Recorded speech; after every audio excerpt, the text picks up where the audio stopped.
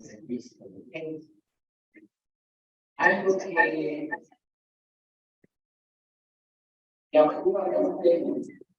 el servicio de urgencia es lo que el país caracteriza el niño.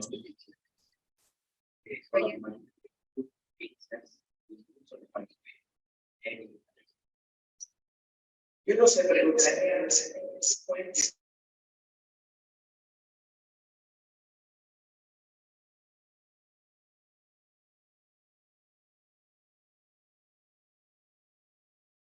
algo que a diario tenemos que lidiar los profesionales que trabajamos en urgencias y emergencias. Nuestro tema, el tema que les voy a disertar, está dividido en dos temas principales. Uno que es el principal, la entrada al hospital, como que se llama el triaje. Y luego viene la parte de la evaluación misma del paciente, ¿no? Entonces, en esta primera jornada departamental de la actualización pediátrica de patologías prevalentes del Hospital de Niños, arrancaremos con el tema de la evaluación del niño en urgencias. No sé si mi cursor funciona. Bueno, como les decía, nuestra disertación está dividida en dos temas. El primero, que es el triaje de urgencias de pediatría. El segundo apartado, la evaluación misma de estos pacientes a través de escalas, a través de varias situaciones en las que tenemos que tener todos nuestros 5 sentidos puestos para poder ayudar a los pacientes. Arranquemos con la primera, que es la del triaje de urgencias. A lo largo de la presentación van a observar fotos propias del Hospital de Niños, ¿no? Son nuestra realidad. Es un trabajo elaborado a base de un protocolo español, el último protocolo español de la Sociedad Española de Pediatría 2020, revisado, que lo he tratado de abocar a nuestra realidad de Hospital de Niños. Como verán, en la parte de estas fotografías, de estas dos fotografías, es la entrada al servicio de emergencias. Caótica, por cierto, en las epidemias de dengue que hemos tenido en enero, febrero. Eso deberían ser pasillos, no salas con pacientes en camillas o en camas, bancas, tocos, hasta carritos y portabebés. Así es. Pero es la puerta de entrada y es donde se realiza la principal tarea, que es el triaje. El triaje, si uno se va a la palabra misma, nace allá por la Primera Guerra Mundial, donde una enfermera proveniente del Reino Unido clasificaba a los pacientes según la gravedad en la que tenían para requerir una atención de forma inmediata. Traslocado a nuestra realidad, pues así es como nosotros trabajamos en el servicio de emergencia. En nuestras mejores épocas, eso es vacío. No sé si han tenido la oportunidad ahora de ingresar por emergencias, es así. Bueno, cuestiones burocráticas, cuestiones del hospital, cuestiones, miles de cosas, falta de recursos, de camas, etc. Pero ahí es donde arrancamos, ahí es donde llegan los pacientes, tanto los transferidos, los referidos, los pacientes que llegan con los familiares, con los padres, y empezamos a nosotros a tener que hacer nuestra función. La primera pregunta que uno hace al ver esta situación, ¿quién es el que hace el triaje? ¿Quién debería hacerlo? ¿Quién es el que está encargado de eso? En nuestro hospital son enfermeras capacitadas años, incluso muchos años que mí o que otros colegas que trabajan en emergencia, que por la formación que tienen han ido teniendo la capacidad de poder clasificar a los pacientes y poder adecuar esa atención para darle la mejor atención posible, la más urgente. Nos vamos al tema de la definición de los objetivos del triaje. ¿Qué es lo que necesitamos hacer? La clasificación, perdón. La definición.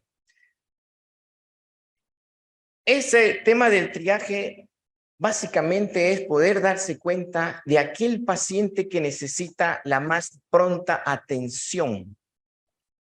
Imagínense, llegan 5 niños con 5 padres diferentes, con patologías diferentes. De esos 5 niños, uno de ellos va a tener que necesitar una asistencia de forma inmediata si es catalogada como una emergencia. Si nos vamos a la definición de emergencia, pues es aquel paciente que necesita auxilio y tratamientos de forma inmediata. O en otras palabras, aquel paciente que tiene riesgo de vida, de perder la vida, ¿no? De fallecer, si no se le da la debida atención. A diferencia de lo que nos ha tocado exponer, que es urgencia. La urgencia es aquel paciente que está con una patología potencialmente mortal, pero que nos da tiempo para poder darle la debida atención. Entonces, el objetivo de este triaje es poder clasificar, ordenar, para darle la debida atención a un grupo de pacientes que nos llega al servicio de urgencias del hospital. Obviamente, esto tiene objetivos muy claros. Y dentro de esos objetivos está eso, ¿no? Triaje va definido también con el tema del tiempo. Si yo no me doy cuenta de un paciente que está con seria alteración neurológica, a diferencia de otro que está deshidratado, o a diferencia que tiene otro una patología respiratoria banal, los dos primeros probablemente vayan a tener complicaciones serias en minutos, a diferencia del último que es un resfriado. Cuando ya nos toque llegar a cómo vamos a poder definir eso, es importante tener escalas que la vamos a definir. La reevaluación periódica, nos referimos, ejemplos. Si de esos 5 pacientes que nosotros vimos esperando que el doctor lo vea, y el doctor pues se tardó en un solo paciente media hora, el 5.º paciente va a ser atendido en 2 horas después. Pero para eso hacemos el triaje, porque ese 5.º paciente, el último que va a ser atendido, es el más grave. ¿Qué debería pasar? El que está haciendo el triaje, avisar al colega, al doctor, a la doctora que está atendiendo, doctor, este paciente está mal, no va a esperar 2 horas, es el último en llegar, pero mejor lo pasamos adelante. Y esos pacientes que están entre el primero y el 5.º van a esperar sus minutos, sus horas, pero no se olviden que los padres también vienen al servicio de emergencia por alguna razón, no vienen por molestarte, yo creo. Bueno, algunas veces sí. Algunas veces sí. ¿Ah? Pero vienen por algo. No vienen para molestarte como doctor de turno, me parece. Y en ese tiempo que pueda pasar hay que reevaluar porque esos mismos pacientes se te pueden descompensar esperando la consulta. Ahí es uno de los objetivos, la reevaluación de ese paciente. Si llegó, pongan a las 7 de la noche, a las 7:15, 7:30, los voy a volver a ver cómo está. Puede que llegó bien a las 7, pero a las 7:30 ya está deprimido. Entonces, eso es lo que como reevaluación indica uno de los objetivos del triaje. Determinar el área más adecuada de la atención. ¿Dónde se va a atender el paciente que requiere urgentemente atención? La realidad de nuestro hospital. Pues, a ver, pongamos un caso clínico de un niño que llegó tequeado con seria alteración de conciencia o convulsionando, el clásico niño convulsionando. Si llega convulsionando de la puerta, es inmediatamente transferido a un área. Y esa área en nuestro hospital se llama reanimación. ¿Por qué? Porque está en un proceso convulsivo que si no lo frenamos, pues ya eso es una urgencia pediátrica. A diferencia de aquel niño que llegó con fiebre, de hecho la principal causa de consultas en urgencias es esa, es fiebre. El niño febril, a diferencia de un convulsivo, ¿cuál de los dos pasaría primero a un servicio de reanimación? Obviamente el niño convulsivo. Pero si a ese niño febril no se le toma la debida atención, probablemente en media hora, por la misma fiebre, va a ser una convulsión febril. Volvemos al tema de la reevaluación y de la atención y de la urgencia. Entonces, uno de los objetivos de nuestro triaje es eso, ¿no? ¿Qué necesitamos? 3 cosas fundamentales para hacer triaje. Un personal adecuado, importantísimo. La clasificación a través de escalas para saber el tema de qué pacientes necesitan atención según estas escalas que las vamos a ver. Y la infraestructura. Importante la infraestructura, porque no podemos hacer triaje en una sala de 2x2. No se puede. Necesitamos materiales, necesitamos una infraestructura física, que afortunadamente considero de que el servicio de emergencia de acá y viendo otro tipo de hospitales, haciendo, yo sé que son malas las comparaciones, pero afortunadamente nos han dado, gracias a las damas argentinas y el padre Mateo y las colaboraciones, un servicio de emergencia aquí del hospital bastante confortable. Se tiene la infraestructura. Vamos a ver cuáles son los requisitos posteriormente. Empecemos con el personal que debería estar entrenado. Bueno, como habíamos dicho en un inicio, en nuestra realidad, pues es realizado el triaje por auxiliares de enfermería o licenciadas en enfermería que llegó el paciente. Y bueno, ahí necesitamos hacer preguntas. ¿Qué es lo más lógico que a alguno que si tiene hijos se ha sido atendido? Lo primero que le llega al hospital dice, me trataron mal, me trataron muy tosco. Y peor cuando se trata de niños. Ese personal, lo primero que dice aquí, al menos lo que yo he escuchado y lo que he trabajado ya 8 años en emergencia, es ¿por qué lo trae al niño? Esa es la primera pregunta. ¿Qué deberíamos decir? ¿Qué es lo que nos recomiendan los protocolos? ¿Qué le ha pasado a su niño? Hacemos una pregunta abierta. Ah, se cayó, doctor, está con fiebre, vomitando. Es una pregunta abierta. El solo hecho ya de decir por qué lo ha traído es como que suena chocante, ¿no? Como que lo estás trayendo por una cosa muy banal. No, yo estoy trayendo a mi hijo porque necesita un servicio, porque creo que necesita atención inmediata, no puedo esperar hasta mañana. Hay que también ponerse en forma empática en el lugar de los papás. Por eso siempre les decía, no creo que muchos de los papás nos los traigan al hospital de niños solamente para molestar. No creo. La pregunta entonces sería, la primera, ¿por qué ha traído al niño? No. ¿Qué le ha pasado a su niño? Y luego empiezan los papás, ¿verdad? Y empiezan a hablar y hablar y empiezan las preguntas cerradas. Para eso necesitamos un personal entrenado. ¿Puede hacerlo un médico? Las recomendaciones y los protocolos nos dice que sí. Nos dice que sí, puede hacerlo un médico calificado, pero eso va a ir de acuerdo a cada institución, a cada hospital, a cada seguro social. Aquí en nuestro hospital lo hacen nuestras queridas enfermeras, lo hacen a la mejor manera posible. Perdón.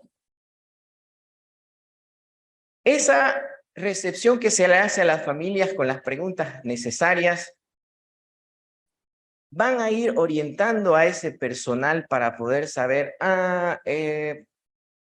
vamos a hacer un triaje muy bonito, vamos a pasarlo de primero a su niño porque ya hice mi clasificación, ya hice una pequeña anamnesis. Como dijimos al inicio, el triaje es tiempo. No es una consulta, no es que vaya a llegar y te tenga que contar todo el familiar ahí mismo en la recepción, no. Son preguntas claras, cortas, cerradas, que van a determinar si van o no de primero los pacientes, si van a ser atendidos o no. No es el lugar de examen físico de anamnesis, es después, vamos a ver las evaluaciones que tenemos que hacer. Es corto, el triaje tiene que hacerse corto. La ubicación de los pacientes en las áreas correspondientes, si lo vas a mandar al área de sala de espera, que espere 20, 30, 40 minutos. A veces hay días y turnos que nos toca que no hay pacientes y el primero que llegó, el primero se atendió. Pero hay días, como en la época de dengue reciente o la de influenza o últimamente de coqueluche, donde el servicio de urgencias y la atención es totalmente abarrotada, como más de 50 consultas en un tiempo de 12 horas. Imagínense, 50 consultas en 12 horas. Cuando dice que los protocolos 15 minutos por paciente, no puedes hacer 50 pacientes, pero así lo hacemos. Y eso es por la demanda de casos, sobre todo en la época de dengue que hemos visto. Volvemos a repetir, la reevaluación, el personal tiene que estar entrenado para hacer la reevaluación constante de estos pacientes que están en la espera de ser atendidos, para que puedan pasar a ser atendidos por el pediatra que está en la consulta. Si te cambio. ¿Me lo cambias, por favor? A la siguiente. Bueno, La segunda parte del triaje, la clasificación. Hay diferentes escalas. La primera que se creó fue allá por el 1988, que es una escala australiana de triaje. Fue hecha para adultos, modificada ya por el 93 para pediatría, revisada el 2000 y actualizada el 2020. En esta última que he revisado y que he revisado en todas las páginas de medicina. Y es la más usada y es la que vamos a ver. Después existen otras escalas, como la de Manchester, en donde fue realizada ya por el 98 en Reino Unido. Obviamente los gringos nunca se quedan atrás, también tienen su escala, la escala americana, que fue creada en el 2000, obviamente para temas pediátricos. Y la española, que es la de Andorra, y la de la Sociedad Española, que esa fue la recientemente de 2005 para pediatría. Pero la primerita con la que las demás fueron creadas fue la de Australia. Los australianos no. Le ganaron a la escuela europea, latina y americana, creando la escala algorítmica que nos va a clasificar a los pacientes en 5 ítems, en donde lo vemos a continuación. ¿Lo pasas, por favor? No me da el curso. Esta es la que usamos. Aquí está en letras. Tal vez alguna vez algunos de ustedes lo han de haber visto en colores. Lo vamos a ver en la siguiente diapositiva, los colores. En donde el número 1 es aquel paciente que está de emergencia. El más grave, el que necesita de atención inmediata. Porque si no la tenemos, fallece. Ese no espera. Ese no espera. El niño choqueado, el niño con quemaduras, niños convulsionando, niños con insuficiencias cardíacas, niños que llegan casi en lo último. Nosotros tenemos un adagio aquí que llegan gaspeando, se llama, ¿no? En donde al solo de verlo, haciendo el triángulo de evaluación pediátrica que vamos a ver, solo verlo ya sabemos que el niño está terriblemente enfermo y gravemente enfermo con riesgo de fallecer. Ese paciente no espera para nada. Llegó de la puerta, la ve la enfermera, inmediatamente avisa al doctor que está en su sector trabajando, en este caso, por ejemplo, yo que estoy en reanimación, pasa, no hay campo en la sala, no importa, pasa porque pasa aunque sea una camilla, pero pasa, porque si no se nos va a morir ahí afuera, en el pasillo. Ese paciente entonces es el único que va a pasar inmediatamente. Luego viene el que es de urgencia, ¿no? Según muy urgente, emergencia muy urgente, nos dice, ¿no? Es aquel paciente que tienes por lo menos un margen de tiempo en minutos para poder hacer todos los tratamientos y terapéuticas para poder revertir la potencial causa de su muerte, que si no lo hacemos, pues va a convertirse en una emergencia en un grado, como marca por aquí, número 1, el que es de resucitación. Nos vamos al 3, el que es urgente. Tenemos 60 minutos para actuar. En este tenemos 15 minutos, 10 minutos, según estas escalas, que es la australiana, la de Manchester, la de España, la de Andorra. Y en esta de urgente tenemos 1 hora, en la de Manchester y en la australiana tenemos 30 minutos para actuar. Situaciones urgentes de riesgo vital potencial, ¿no? Sigamos adelante. Menos urgente, semiurgente o estándares, tenemos 2 horas para poder hacer algo, para poder atender, para poder revertirlo. Son, como se dice, poco urgentes, no pueden tener complejidad. Y las no urgentes, resfriados, lo más comunes en nuestra época. Es en base a esto, en estas escalas, lo que nosotros consideramos el hecho de qué paciente es el que va a llegar al servicio de emergencia o de urgencia. Incluidos los pacientes referidos que vienen en camillas. Muchísimas veces nos hemos topado con referencias de otros hospitales de provincias o de la misma ciudad de los centros de salud de primer nivel. Doctor, tengo un paciente que está saturando 70% con oxígeno y mascarilla 10 litros, mándelo. Bueno, evidentemente satura menos y ya en lo último nos llegó. Llegó en lo último. Fue sincero el doctor que nos está mandando. Y por eso nosotros ya activamos todo nuestro sistema para poder recibir ese paciente, porque estamos suponiendo de que si satura 70 con 10 litros de mascarilla y reservorio, probablemente tengamos que aislar vía aérea. A diferencia de aquel paciente que fue mal valorado desde su origen y que llega en deplorables condiciones, ahí no estamos preparados, porque puede pasar que en el camino desmejore. Imaginémonos un paciente de Samaipata que va a tardar 2 horas. Una enfermedad diarreica que está deshidratada, va a llegar chocada. Si no le ponemos sueros, no ponemos vía. Ingresó con la camilla y lo vemos en estado de deshidratación fatal, de severa. Igual, en una emergencia. Entonces, todos los pacientes ingresados con los familiares, transferidos, camillas y demás, tienen que hacerse esta clasificación. Esta clasificación es importante, porque si no, imagínense el desorden que estaríamos y todos los pacientes que tendrían que esperar si nadie los ve, cómo están llegando. Todo el mundo se acumularía. Yo creo que hasta podrían pasar eventos adversos indeseados esperando a los pacientes para ser atendidos y el médico está atendiendo otras cosas que son no urgentes. Que no son urgentes cuando el real paciente que viene a la urgencia o emergencia debería ser atendido de forma inmediata. ¿Sigamos?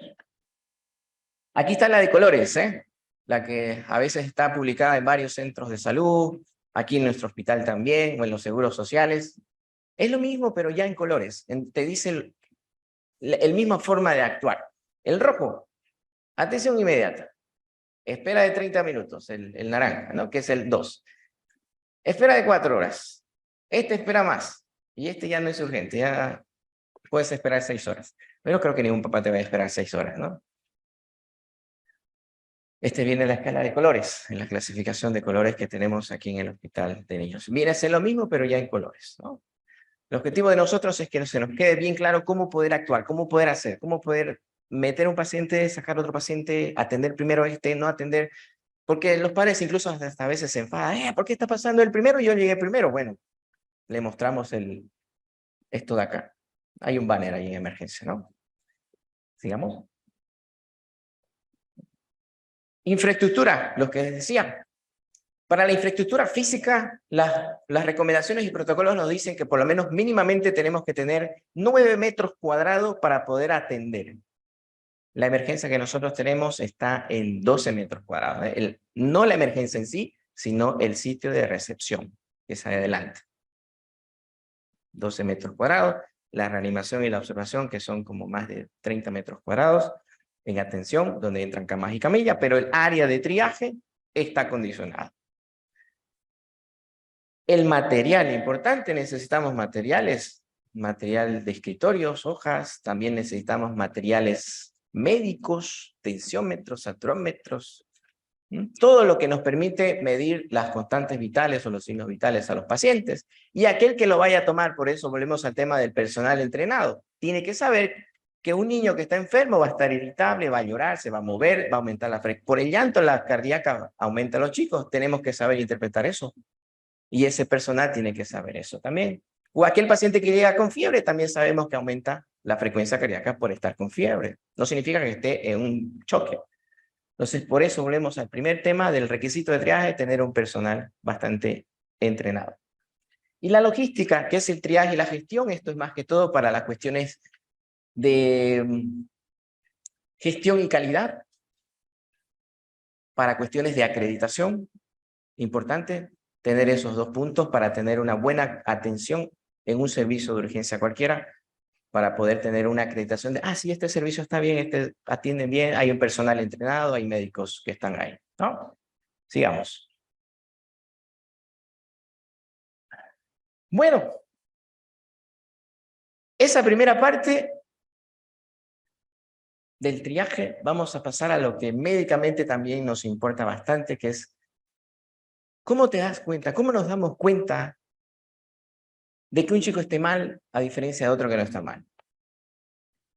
Como habíamos dicho, el triaje es rápido, no podemos perder tiempo.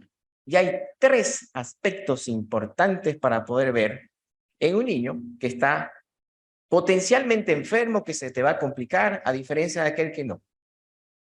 Y esos tres apartados vienen a ser el aspecto del niño, el tema respiratorio del paciente y la parte circulatoria. Cada uno de esos apartados, importante de evaluar. Tres cosas, no pedimos una lista de 10, solo tres.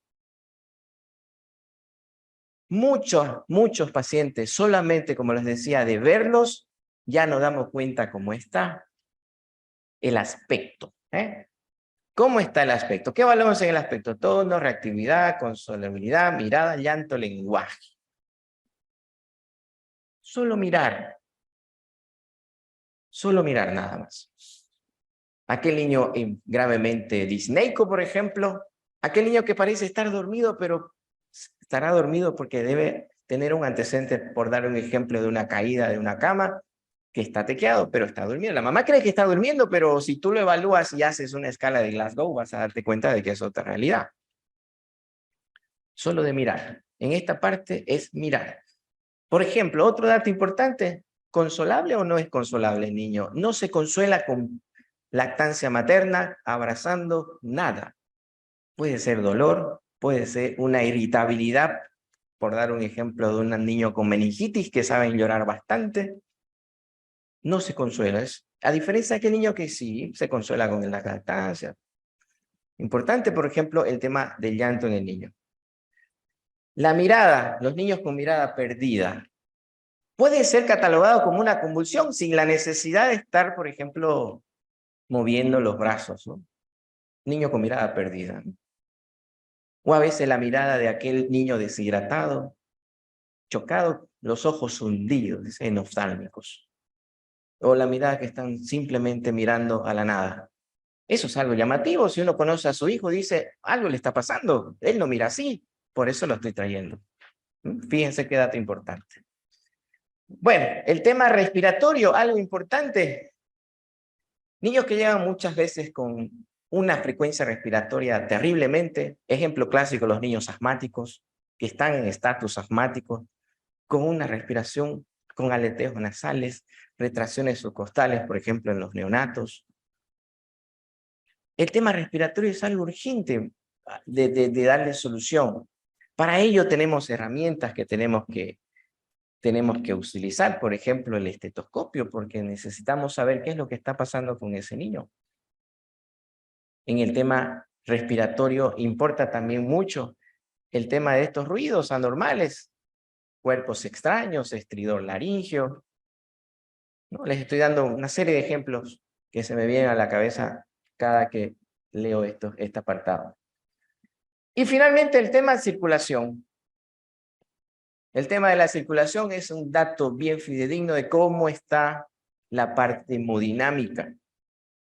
El color de la piel, palidez, un pálido, debe estar sangrando por algún lado, y solamente lo estoy viendo que está bastante pálido.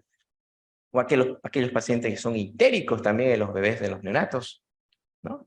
También tenemos las livideces, las cutis marmóreas. Vamos a ver una serie de fotografías más adelante para poder ver el tema circulatorio. ¿Podemos seguir? Estas son fotos reales, ¿eh? Esas sábanas son del hospital de niños. Eso es aquí. Eso es aquí en el hospital. Si uno mira el aspecto solamente, estamos evaluando el aspecto. Tenemos a un niño en una cama en donde le están procurando de poner una vía, donde evidentemente es un niño con una gran distensión abdominal. Miren la mirada y las enfermeras lo están maniobrando y no tiene dolor. Quieren canalizar y no siente. Ya hay una alteración en el sensorio, por ejemplo, ¿no? En esta parte. A diferencia de este otro niño que está tranquilo, estable, pero la apariencia de una anasarca tan severa de pies a cabezas me indica de que este paciente es potencialmente grave. Pero el niño está parado, tiene una buena mirada. Fíjense cómo hay dos clásicos ejemplos de aspectos diferentes. Así nos llegan los pacientes. Sigamos. Tema respiratorio.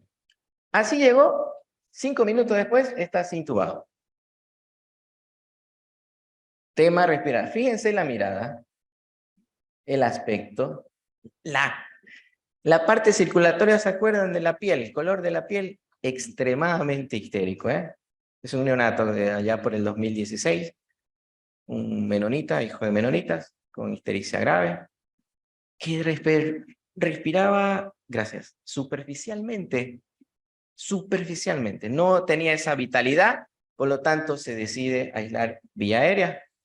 Ahí está, intubado. El mismo paciente, ¿eh? Circulatorio, siguiente. Ah, caramba. Desnutrición grave severa. Un caso clínico del 2017. ¿Por qué puse circulatorio esta imagen? Demasiado cuesta colocar un acceso venoso en estos pacientes, ¿eh? Demasiado. Desnutrición severa.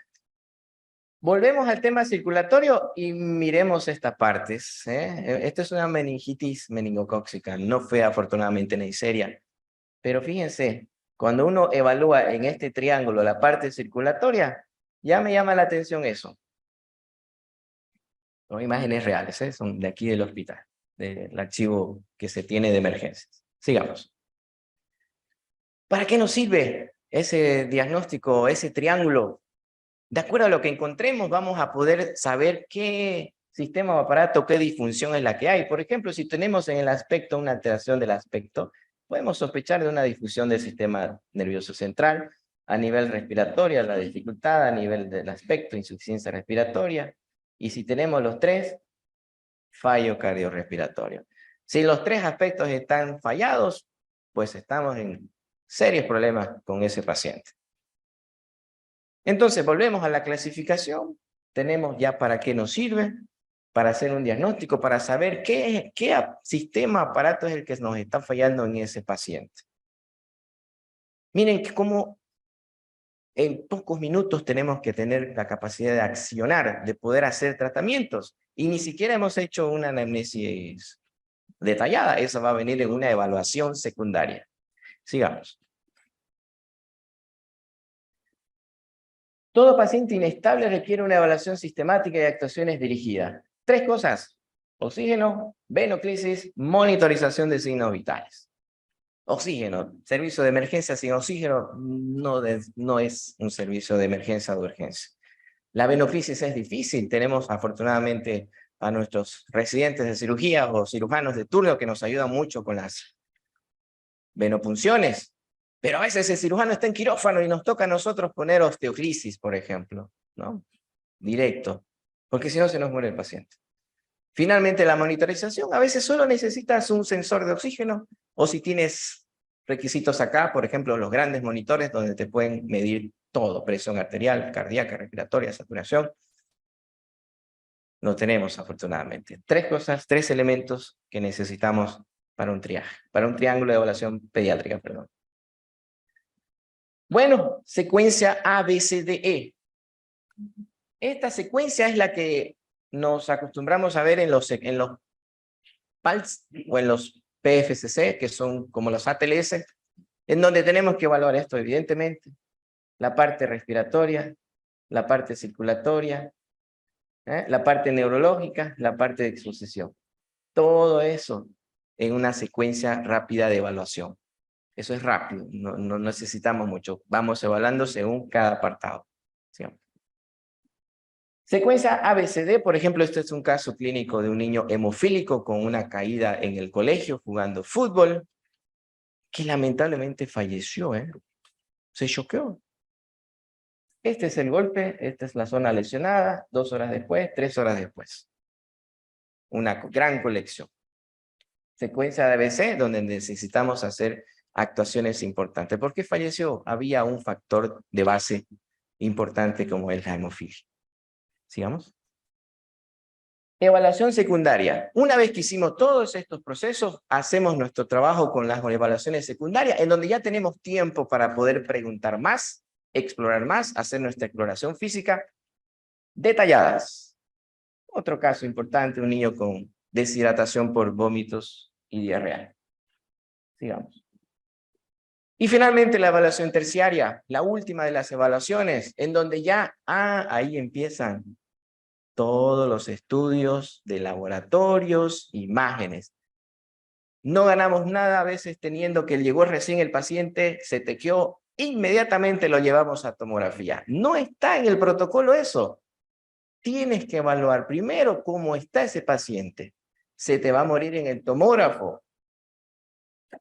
Estabilicemos primero el paciente y en una evaluación terciaria recién hacemos las pruebas dirigidas a encontrar la causa etiológica, sintomática del diagnóstico que necesitamos. Sí, este es un caso de un niño con meningitis. Finalmente, trabajo en equipo. Necesitamos pediatras que sepan urgencias o emergencias, residentes que nos apoyen, enfermeras, auxiliares y los subespecialistas que también nos ayudan muchísimo en el trabajo de la urgencia en todas las de las jornadas que vamos a ver, la mayoría son urgencias o emergencias en sus diferentes áreas. Sigamos. Sigamos con trabajo en equipo. Estos son fotos reales de nuestro hospital, de la sala de reanimación, residentes reanimando, ambuceando, colocando vías centrales. Y aquí, ya para ir finalizando, les voy a presentar algo importante. Al inicio le dije que la principal causa de consulta en pediatría en urgencias es la fiebre. Es correcto. Este es un trabajo hecho en Chile en 2014 en las consultas ambulatoriales atendidas en el servicio de urgencia de un hospital. Sigamos. Grupos etarios, ¿quiénes se hacen atender más en este trabajo? De 1 a 5 años los preescolares. 12.725 en un periodo de investigación de este hospital. ¿Quiénes se hacen atender más? Ganaron los hombres. Categorías de triaje por emergencias, 16.000 fueron categoría 4, 16.004 no fueron urgencias ni emergencias, 16.000 de todas las atenciones, 16.000 no fueron urgentes. Un dato importante. Total 24.500 atenciones, ¿no? Miren que de todos estos pacientes, 22.451 fueron enviados a sus domicilios, fallecidos ninguno, y de esos totales, de los 24.000, se hospitalizaron 932. Con esto nos dicen de que la mayoría no son urgencias, ¿eh? Sigamos.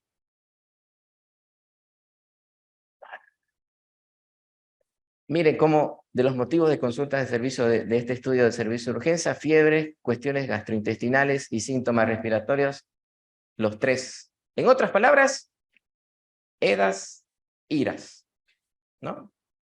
Lo que en las facultades y en las residencias nos enseñan, EDAS e IRAS, la mayoría de las consultas en emergencia. Sigamos. Estaciones del año, ¿cuándo se atendieron más? Y es independiente, se atendieron igual, un poquito más en invierno, ¿no? Un poquito más. Sigamos. Algo comparativo con nuestra realidad, nuestro hospital, datos de nuestro hospital de esta gestión. En el servicio de emergencia tenemos pediatras de emergencia 13 y el resto. 13 que trabajamos 24 horas en una modalidad de 12 horas. Sigamos. Esta es nuestra sala de reanimación, tiene una capacidad de 6 camas, se adaptan hasta 10. ¿Cómo? Con camillas, no hay de otra. Son 6 camas, 6 ventiladores, 6 monitores. Los residentes me odian porque meto 10. No podemos hacer, no lo voy a dejar morir al paciente afuera, ni modo. Ahí, esta foto, por cierto, esta foto es de ayer. Es de ayer, de la situación caótica de nuestro hospital. Este paciente convulsivo, aquí hay un paciente ambuceando y el último del fondo. Y teníamos 8 pacientes allí. Y la sala de observación donde tenemos 15 camas, teóricamente 17, se adaptan hasta 18 con camillas. Sigamos. Lo mismo, casi comparativo con el estudio de Chile, nosotros seguimos también con la principal causa de morbilidad hospitalaria. En la sala de observación volvemos, neumonías, UIRAS y EDAS, ¿no? Las principales causas de cuáles son los pacientes, con qué diagnóstico se internan en esa sala. En reanimación viene la siguiente. Reanimación. Dengue. No se olviden que este es 2023. La epidemia del dengue tuvimos demasiados pacientes en la sala, ¿no? Dengue, y volvemos, sigue siendo neumonías también y las causas de sepsis. Como verán, son patologías graves, ¿no? Muy diferentes a la sala de observación. Sigamos. Atención de consultas en emergencias del 2022, el año pasado. Pediatría se lleva la batuta. Se atendieron 3.494 consultas, traumatología 1.600, cirugía pediátrica 1.400, otros. En otros se incluyen atenciones de subespecialistas que son citados a la emergencia de los pacientes, ¿no? Esa es nuestra realidad. Siguiente. Muchas gracias.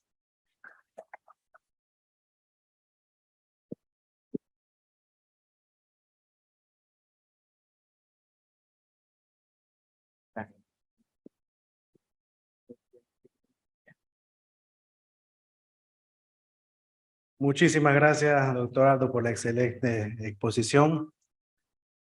No sé si hay preguntas en el chat o alguna pregunta aquí en el auditorio. No sean tímidos, aprovechenlo. El máster. De lo que hace, sí. En la sala de animación, ¿cuál es el médico más importante? Pues todos son importantes. Todos. Desde la enfermera al auxiliar, los residentes de primero, segundo, tercero y el jefe que está de turno.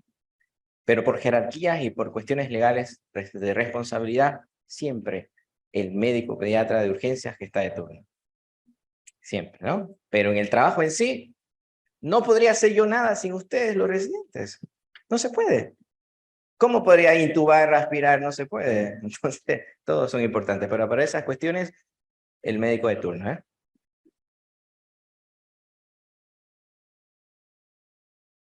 ¿Alguna pregunta? ¿Alguna duda? Creo que quedó muy claro, ¿no? La principal forma de evaluar a un niño es la evaluación inicial, ¿no? Donde vamos a tomar las conductas muchas veces. Excelente, doctor Aldo. Muchísimas gracias.